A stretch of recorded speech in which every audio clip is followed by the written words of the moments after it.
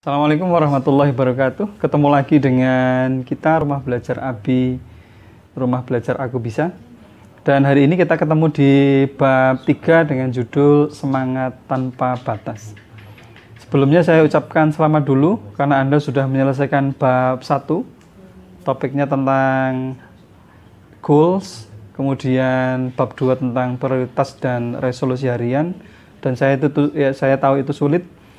Dan kita akan mencoba mengurai masalah Anda yang ketiga, yaitu masalah endurance atau semangat. Jadi Anda tahu apa yang harus dikerjakan, tahu apa yang ingin dicapai, tahu apa yang harus dikerjakan, tahu apa yang harus detailnya setiap hari.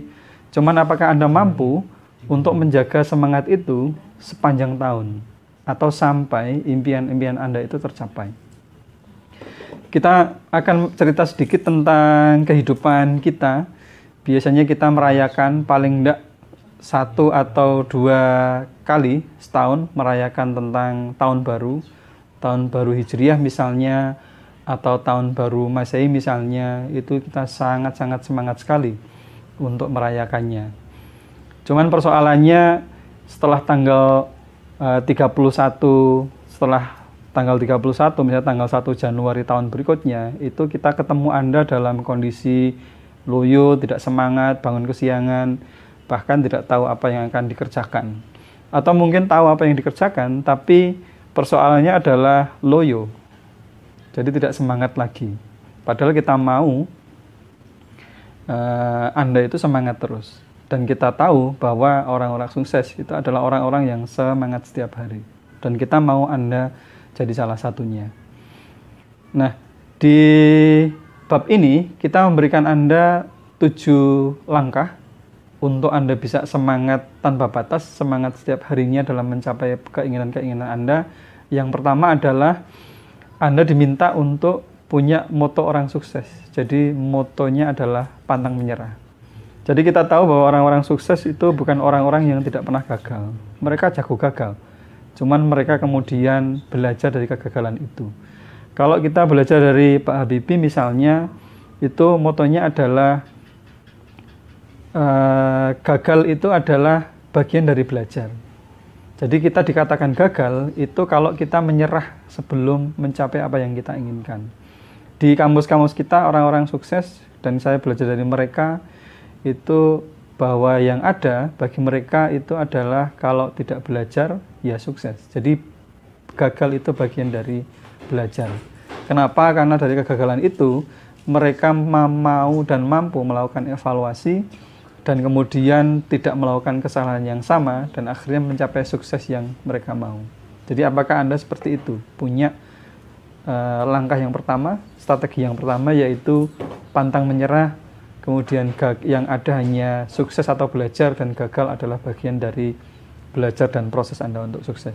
Kemudian yang kedua, teknik yang kita berikan ke Anda adalah gunakan teknik 85-15. Maksudnya apa? Silahkan alokasikan waktu Anda yang 85% itu untuk ketemu orang-orang sukses, untuk ketemu orang-orang yang lebih dari Anda. Jadi apa? Jadi Anda bisa belajar bagaimana untuk mencapai sukses itu. Dan kita tahu bahwa kalau Anda dekat-dekat dengan orang tukang las misalnya, maka Anda akan bau las. Kemudian kalau Anda dekat orang-orang yang jualan parfum, itu kemudian Anda akan wangi.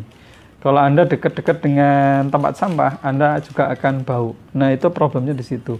Makanya kita minta Anda untuk 85% itu ketemu dengan orang-orang sukses supaya apa? Supaya Anda bisa dapat, atau Anda bisa meniru, atau Anda dapat cara-caranya dari orang-orang itu. Sisanya yang 15%, Anda bisa hangout dengan teman-teman sebaya Anda supaya networkingnya tambah. Kemudian Anda juga boleh ketemu orang-orang malas, juga boleh, orang-orang gagal juga boleh, supaya Anda dapat visual bahwa kalau Anda malas, kalau Anda gagal, kehidupan seperti itu yang akan Anda capai. Jadi kira-kira silahkan pilih. Apakah Anda pengen jadi orang sukses, atau orang yang biasa saja, atau orang gagal? Kalau saran kita, kalau Anda mau sukses, silahkan alokasikan waktu Anda untuk 85% waktu Anda untuk ketemu orang-orang sukses. Itu langkah yang kedua. Kemudian langkah yang ketiga, supaya semangat Anda tanpa batas, itu kita minta untuk membuat prioritas dan juga cara mencapainya. Di bab 1 dan bab 2 Anda sudah dipandu untuk itu, dan kalau Anda sudah mengerjakan ini, kita ucapkan selamat. Karena kemudian Anda mau jadi orang-orang yang decisif, orang yang mau memilih apa yang saya butuhkan dan apa yang akan saya capai hari ini. Dan Anda details tahu cara mencapainya. Dan kita bilang juga di bab 2 kenapa prioritas itu penting dan perlu cara mencapainya. Karena Anda punya resource yang terbatas, waktu, tenaga, network, kemudian modal, kemudian kesehatan, itu serba terbatas, waktu juga terbatas. Maka kemudian keinginan-keinginan Anda yang banyak itu kita tidak bisa capai semuanya hari ini, kita pilih mana yang penting. Kemudian langkah yang keempat, supaya semangat Anda tinggi adalah melakukan evaluasi berkala. Dan kalau Anda sudah mengerjakan di bab 2, itu Anda lihat bahwa evaluasi berkala itu kita lakukan setiap bulan, supaya dalam 1 tahun ke depan, itu Anda betul-betul bisa lompat. Jadi evaluasi ini penting, kenapa? Karena supaya kita bisa tambah secara effectiveness dan efisiensi. Jadi tambah terus, meningkat terus, lebih efisien, lebih efektif, itu dengan cara-cara kita evaluasi. Termasuk kalau kita misalnya kita bilang tadi kita gagal bagian dari proses, kalau kita melakukan evaluasi, itu kita bisa melihat apa saja yang kurang dan apa yang perlu diperbaiki dari proses ini. Nah, kemudian teknik yang berikutnya, yang kelima, supaya semangat Anda tanpa batas adalah membuat visualisasi. Dan itu pun kita sudah sajikan di bab 2, di lembar-lembar visualisasi prioritas-prioritas. Tujuannya apa? Tujuannya kalau impian-impian itu bisa Anda bayangkan, biasanya orang-orang sukses bilang, what we can achieve, apa yang Anda bisa bayangkan, biasanya Anda bisa capai. Dan dengan visualisasi itu, misalnya Anda lupa, kemudian Anda buka lagi, kemudian Anda akan semangat lagi. Karena apa? Kemudian itu mengingatkan impian-impian yang akan Anda capai. Itu fungsinya kenapa impian itu tidak hanya ditulis, tapi juga dibuat visualisasi dengan gambar-gambar yang representatif. Oke? Dan langkah yang berikutnya, langkah yang keenam, untuk Anda semangat tanpa batas adalah melakukan afirmasi. Afirmasi itu kalau Anda lihat di kamus, proses mengulang-ulang keinginan-keinginan Anda, atau impian-impian Anda, atau sesuatu yang kita inginkan. Dan proses mengulangnya bisa dengan banyak cara. Anda bisa menyebutnya dalam doa-doa Anda setiap hari. Kalau yang muslim misalnya sholat 5 waktu, kemudian berdoa 5 waktu tentang apa yang akan Anda capai, itu juga bagian dari afirmasi.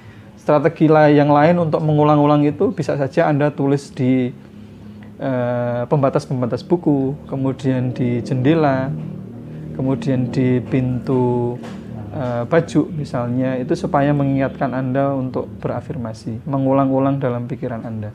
Jadi dengan cara seperti itu Anda akan terus dan terus ingat apa yang dicapai. Kalau Anda tidak serius, kemudian Anda takut untuk tidak mencapai itu. Itu pentingnya Anda melakukan afirmasi, mengulang-ulang apa yang menjadi prioritas Anda. Tidak hanya ditulis, tapi juga dalam pikiran kita. Dan yang terakhir, yang ketujuh, supaya Anda semangat tanpa batas adalah melakukan celebrations. Kalau di strategi kita tidak hanya celebration, tidak hanya selebrasi, tetapi harus yang kelasnya memorable celebration.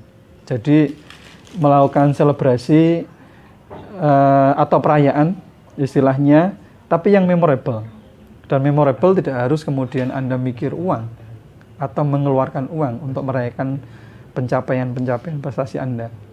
Misal hari ini Anda pengen juara 1, kemudian Anda dapat juara 1, tidak hanya berhenti di situ.